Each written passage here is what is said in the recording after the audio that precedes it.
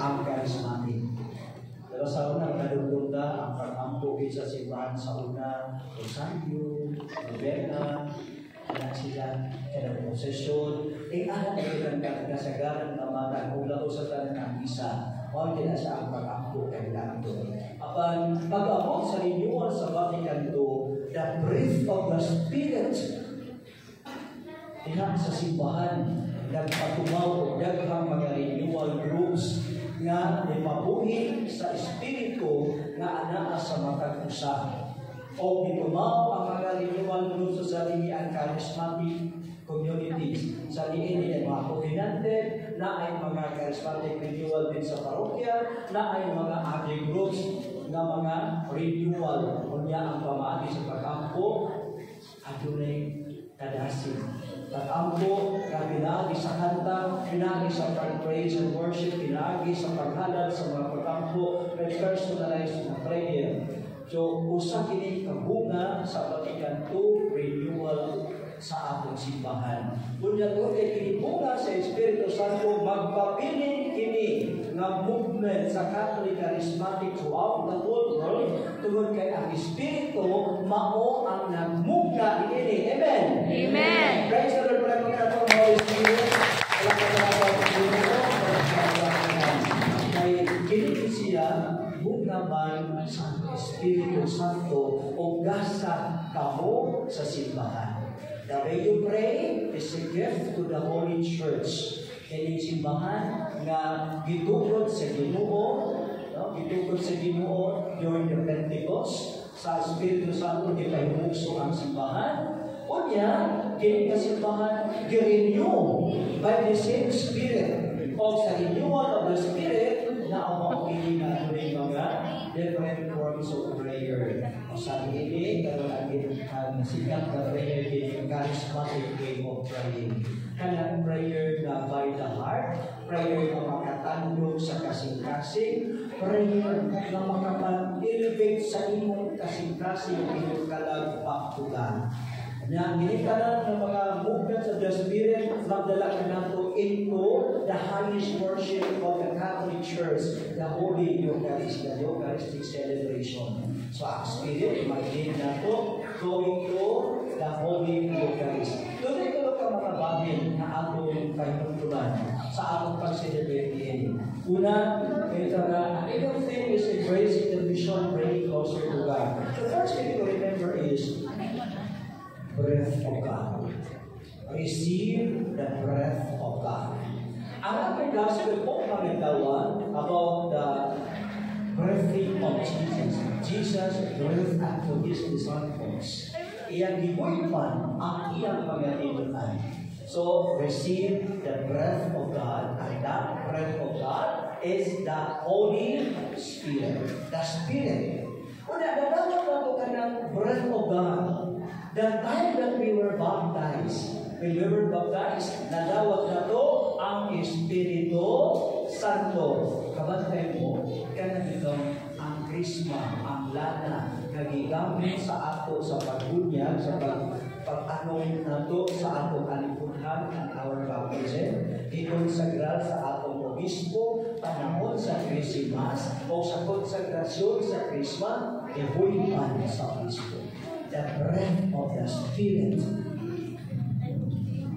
O kanang-kanang nag-ipuipan sa breath of the Spirit mo, i-anoint nato sa pagbunyag nato. Kusa, kini, you receive the Spirit by baptism, you receive the breath of the Spirit. O kanang breath of the Spirit will never be lost. Bisan po makasala ka, the breath of the Spirit will remain, the breath of the Spirit in you. Na ang ihapon ka na sila. Mo bitaw nga, kaya mga sao na bitaw, magagalit na tayo mga tao. Pero once you touch the breath of the Spirit in that person, kaya mga tao, mukuyog yung dati mo, mukuyog sa pag-ampo, hindi lang sa pag-ampo niya sa traditional way, kundi niya sa pag-ampo in the Spirit-led na mga pag-prayer. Maubinig sa renewal sa charismatic renewal movement na adunay mga Spirit-led prayers.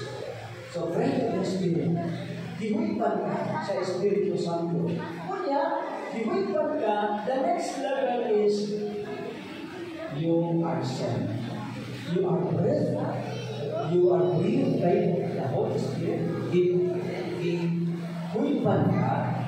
O niya, sunod, you are sent. So, receive the breath of the Spirit, the first thing to remember, and then go to mission. So, ipadala ka alam sa mission. Ang gospel na ito, gagalawan na Pinoy, na Pinoy si Jesus. Pinoy na ako, ipadala sa amahan. Ako sa nagpadala kay Jesus. So, kuman sa atong paglawat sa breath of the Spirit, remember, we are sent. So, gipadala kita. Asa kita gipadala? Yan niya sa kalibutan. Kung sa ayaw ka mo manganday na mawa ka mo sa kalibutan, manganday ka mo dapat nalihan ka mo sa kalibutan. Magpuyo sa kalibutan. In Jesus, you are in this world, but you are not for this world. Dili ka iya sa kalibutan. Ni alam ka nagpuyo sa kalibutan, pero dili kita iya sa kalibutan. Kung sa ang atong kinabuhi, dili iya sa kalibutan. Ang atong mga gawin, ang atong kinaiya, ang atong pagkinabuhi, dili haom sa kalibutan, o dili haom sa nagpadala ka nato. Kung mayroon ang kalibutan ka, sige, pagkawin mo. Sige, pasinunod mo. Sige, pagkinutangin mo. Mayroon ang atong kinabuhi because we are sent to the Spirit of God for you. Ang gospel ng Mendawa, ngayon si Jesus, after birthing to the disciples, the breath of the Spirit ngayon siya, kung ang mga salang sa mga tao ay yung pasayroon, sila pasayroon. So, mga kita, ihuit pa kita sa Espiritu Santo, kaya sa nadawat, sa pagbunyag na ito. Ikaduha, ipadala kita. Ngayon sa kalibutan, anong mamahimo na misyonero sa Diyos. Kung sa may atong misyon, kita mamahimong ulagway, buhing lagway sa mercy of God. Diba? We are sent by the Spirit to become the living face of mercy. Bagay mo na ito ginoo kung magandang mag-gospel nga, kung pasaylo ko ninyo ang nasala sa mga tao, hindi pasaylo. Kung di rin ninyo pinipasaylo, hindi ko sa pinipasaylo. Di pa nila kita sa ginoo, ano mamahimo kita gulagway, ugdagway, ni anang itawag kalukoy sa Diyos. Pinagdumi, ikaw kako, we are all image of God. Kita gibuhat sa dagway sama sa iyang dagway, sa dagway sa Diyos. Kusan kita, may mahimo nga living missionary of God's mercy. And every day, ang atong kinabuhi, magbulagway o mag-demonstrate ni anang mercy of God. Na ikaw karon mamahimo illustration of God's mercy. Sa diyan ko ipaamit sa Ginoo ang iyang kalukoy o sa Ginoo sa Diyos, para sa maghimo baboy, para sa maghimo baka ng kamurugan pa, naghimo siyang tao. In His own hands, He created man and woman. And God breathed unto them the Spirit, the breath of life, and that man and woman made out of clay, nahimo nga, huwag binuhat, o kanan sila ipadala, ang mga himong konkreto na hulagway sa kalukoy sa Diyos. So with God wanted His mercy to be known. He created you, He created me, He created all of us to be the living face of God's mercy on earth. So remember, we are led by the Spirit, we are sent to mission, and then our mission is to become the image, the living image of God's mercy. So kaya, ito na, embracing our mission. Isa itong mission, o magpipadala kita para mamahimong kitang makita ulagway sa kalukoy sa Diyos. By God, we bring others. We bring our families. We bring our friends. We bring anyone closer to God. Three things to remember. Don't forget that. Receive the gift of the Spirit. Ikaduha, you are sent for a mission. And ikatulo, our mission is to be the image of the mercy of God. So whenever we encounter each other, sometimes maglagod na, but always return to your vision. I am the image of the mercy of God. Ang atong humanity mo enter afraid ako sa kay. Maglabot na kita kalikay anak. Pero after a while, I am God's mercy on earth. I must become an image of righteousness. Praise the Lord. Mayang gabi kaninyong Thank you so much, Father, sa pagkain o time o pag-share o indog ng mga angay na mo mabaon sa among pagpamauli. Karon, brothers and sisters, busog naman ang ato ang mga kalag. Busog na kayo, sugar pa. Ganyan ang alas 6, nagdaig, nagsayaw, nagpasalamat sa atong buhay Diyos. Karon na ito sa isunod ang ato ang dinner. Excited?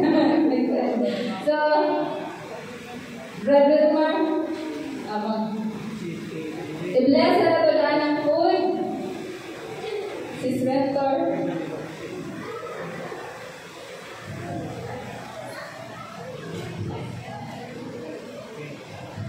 Mamarong tanggalan.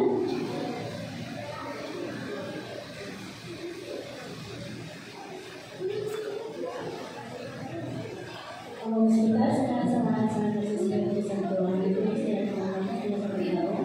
Pagkagalang na ito ng mga mga sa nalang Jesus, ito ng mga bibig. Kami nagpasalamat na sa tigong o pinakitay sa among grasya, pinakitay sa pagkawin, na among i-share sa mga sa kanang pagkalitan. O Lord, ako sa kami, kukuhin ka ng pagkalitan, ang makalakagad ka ng kabasto, sa among panglawas, ibang ng Jesus, sa among pagtuo, kung paglalit tayo sa among pagkalitan, na kanang sa mga nalalang. O sa Lord, ngayon kami sa mga panalangin, na kami ang mabusog ka ng pagbido na upang sa iyong walang espiritu na nagiyang pagkalitan naman. Iyon ka na naman, napasalamat ko na lang ito, kami kanimo pinangis sa ito na naglisip Kristo, upang sa Espiritu Santo Diyos na sa angkot sa kapturan. Amen. In the name of the Father, Son, and the Holy Spirit. Mayang gabi sa Okay, once again, mayong gabi, brothers and sisters. So, karon, parasilin na kayo sa mo. So, maglinya lang ta, ay naabot ko ng pagkaon. So, maglinya lang ta para hapsay lang taon. While mga ta, sulatay, ibutang din na slideshow para sa mga event na to.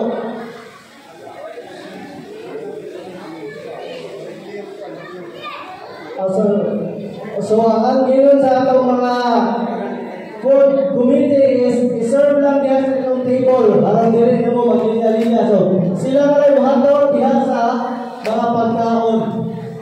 So harang mas dali unya dili na po tagay. So pareho na sa atong operator sa sounds na magpatukar na og music para sa atong slideshow na pagkahimo din sa atong projector.